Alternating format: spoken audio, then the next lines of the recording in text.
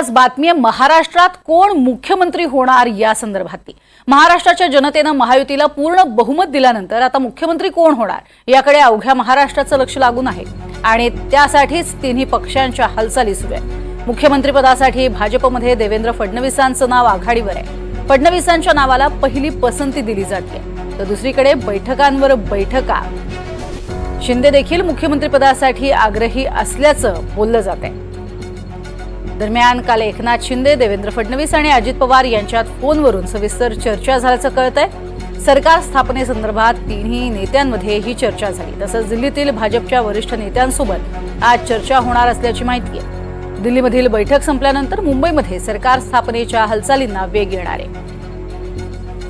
अतिशय कमी कालावधी आता महायुतीकडे राहिलेला आहे आणि त्यामुळेच महायुतीचा मुख्यमंत्री पदाचा आणि एकूणच मंत्रिमंडळाचा शपथविधी हा कधी पार पडतो याकडे सगळ्यांचं लक्ष असेल आणि त्यातच मुख्यमंत्री कोण यावरही अजून शिक्कामोर्तब होणं बाकी आहे।